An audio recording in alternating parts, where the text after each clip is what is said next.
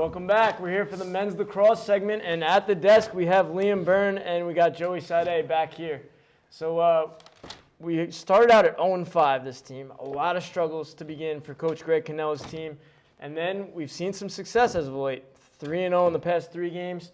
So Liam, I'm going to start out with you. What's been going right for this team that wasn't going right in the first 5 games of the season? Gonna swing it to Joey.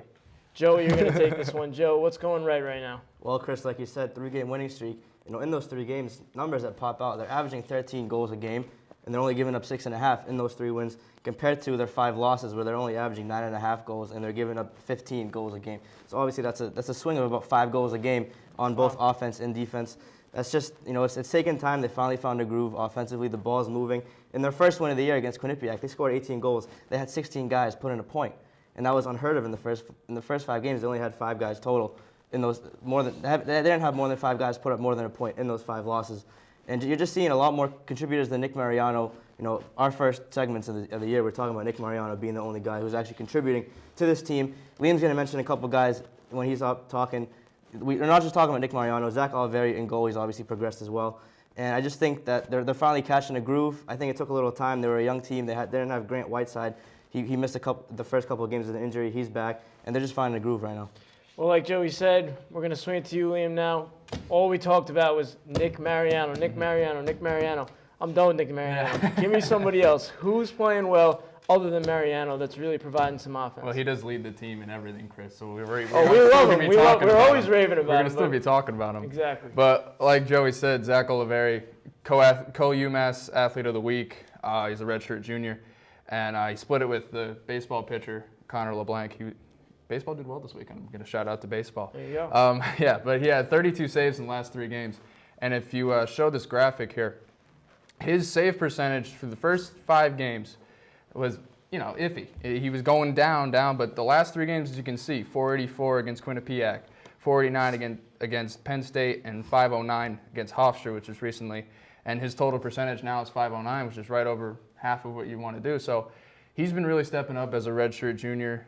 And he's really been contributing to this defense and how UMass has been able to win these past 3 games. Well, we've seen 2 different teams this season, like we said. The first team who went 0-5 and the second team who's been 3-0. Mm-hmm.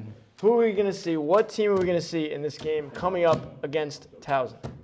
Liam, I'll shoot that to you. All right. Yes. Well, I think we're going to come out hopefully firing because, we're coming off a good win against Hofstra. But Towson's ranked 18th in the country from 2 national polls. They're 6-3. But recently, they just got a win against Binghamton, 9-8. But this morning, I found out that one of their key players, Andrew Hodgson, he had knee surgery this morning. So hopefully UMass will have a little upper hand since they're losing one of their top scorers in Andrew Hodgson. It's funny you say that because Roy Hodgson was my high school teacher, and that's his son who plays over at Towson, really? Which is pretty funny. But Joe, what do you think our chances are against Towson in this game? Again, looking at Towson, they're a team that causes a lot of turnovers, and they don't commit many turnovers. They're only allowing 7 goals a game. So hopefully the UMass offense continues the streak that it's been on, averaging 13 goals a game in their last 3 games. And, it's a second conference game of the year. Those are always tough. It's going to be on the road. UMass is going to have to find a way. They're on a 3-game winning streak. Let's see if they can do it. All right, well, we're looking for that second team in this game coming up against Towson. We're 3-0 as of late. I like our chances going forward, and we got to be ranked. I don't know why we're not ranked either. We got to keep winning games. They're at 6-3. We're at 3-5. We're looking for a little push here to get ranked like Towson. But thank you guys, and we've had a lot of good news. It's full of good news today at UMass Sports Weekly, and that's what's coming for the baseball segment. So stay tuned.